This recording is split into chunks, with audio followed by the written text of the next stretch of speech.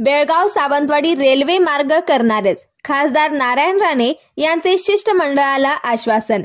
बेळगाव चंदगड सावंतवाडी हा रेल्वे मार्ग कोणत्याही परिस्थितीत सुरू करणारच। बेळगाव आणि कोकण विभागाचा तो अत्यंत महत्त्वाचा प्रश्न असून तो नजीकच्या काळात मार्गी लागलेला असेल, असे ठोस आश्वासन सिंधुदुर्गचे खासदार नारायण राणे यांनी दिले।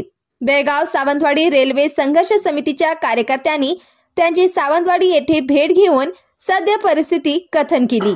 केंद्रीय रेल्वे मंत्री माननीय अश्विनी वैष्णव यांना भेटून नक्की प्रयत्न करणार असल्याचे आश्वासन देतानाच या रेल्वे मार्गावरील नव्या सभेची माहिती घेतली। केंद्रात आणि राज्यात आमच्या विचारांचे सरकार असल्याने या रेल्वे मार्गात आता अडचणी येणार नाहीत। आपण हे काम मनावर घेतले आहे, असेही त्यांनी संघर्ष समितीच्या कार्यकर्त्यांना आश्वस्त केले। नारायण राणेंच्या भेटीनंतर आशा पल्लवित झाल्या असल्याचे संघर्ष समितीला वाटत असल्याचे समितीकडून सांगण्यात आले।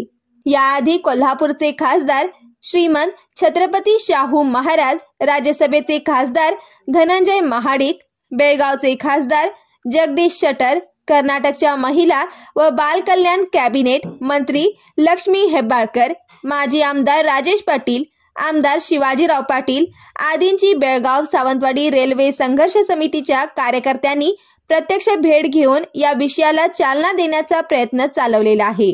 त्याला सर्वत्र चांगला प्रतिसाद मिळत असून भविष्यातही प्रसंगी दिल्लीत जाऊन रेल्वे केंद्रीय रेल्वे मंत्री अश्विनी वैष्णव यांची प्रत्यक्ष भेट घेण्याचा संघर्ष समितीचा संकल्प आहे। बेळगाव सावंतवाडी हा केवळ 114 किलोमीटर अंतराचा लोहमार्ग असून सर्वे पूर्ण झालेला आहे।